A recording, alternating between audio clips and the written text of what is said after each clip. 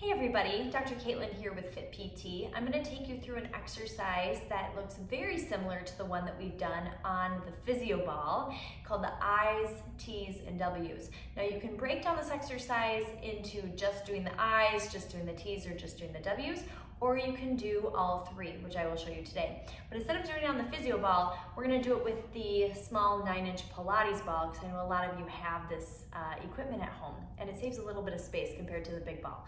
So I'm going to first have you get your ball out, and we're going to place the ball on your chest, and I want it to be above your breast tissue and your chest tissue, and more on like your sternum area or your breastbone, or somewhere that is comfortable for you. That is one of the downfalls of this exercise, is some people don't tolerate the ball on their chest, and they would rather have the big physio ball on their belly. So just keep that in mind as you're doing this at home. Okay, so you're gonna come to your belly. Again, you're gonna take the ball, place it on your breastbone, wherever it feels the most comfortable. I'm gonna say that relatively, because it may just feel a little bit squishy there, but it should feel relatively tolerable or comfortable here. Now in this position, notice I can easily let my gut or my belly, my core just kind of hang out. You're not gonna be able to see it through my t-shirt, but I do want you to kind of activate your core here by drawing your belly button up and away from the floor. Naturally, my butt's gonna kind of tuck and my glutes are gonna engage. So there's a difference between this and this. This is a little bit more supportive for my low back, okay? We don't want any pain in the low back. Now I'm gonna start you off with the I position.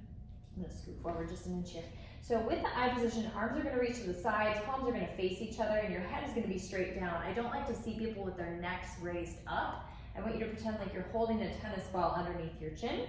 And then from here, go ahead and plug your shoulders down your back. We don't want the shoulders elevated up towards our ears. So plug them down your back, and then gently raise and squeeze the shoulder blades together as you raise those hands towards each other. Inhale down, exhale, lift. So I'm really squeezing the bottom outside part of my shoulder blades and in between the shoulder blades. Okay, so I'm opening up my collarbones and just getting a nice good pause. 1 1,000, 2 1,000 at the top. And these are tiny little muscles that we're strengthening back here. So notice I'm not moving my hands or my arms very far. It's kind of dissatisfying actually, but it is strengthening those small little scapular muscles and stabilizing muscles on the back side of your body here. Okay, so that's the I position. You can do as many as you need to here. I usually recommend, because this is a low load, high repetition exercise, to do at least 12 to 15 or until you are fatigued and you can't do your form very well anymore. So there's the I position.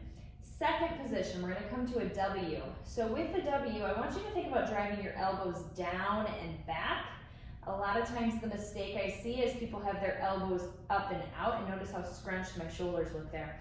So I want you to think about plugging the shoulders down and back, drive those elbows down and back. And the other mistake I see is people start to tilt their forearms forward and down. So see how it looks more like a slide from my elbow to my wrist? I actually want you to think more like a table. So your wrists are up in line with your elbows. Everything comes down together. Big exhale, up and squeeze. Hold 1 1,000, 2 1,000. So we're making a W shape with my body, with my arms.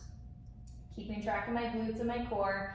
Big exhale, squeeze. So this is a little bit more, I would say, intense. I feel a little bit more here between my shoulder blades compared to the I's, but again, they just all have different intentions and work here.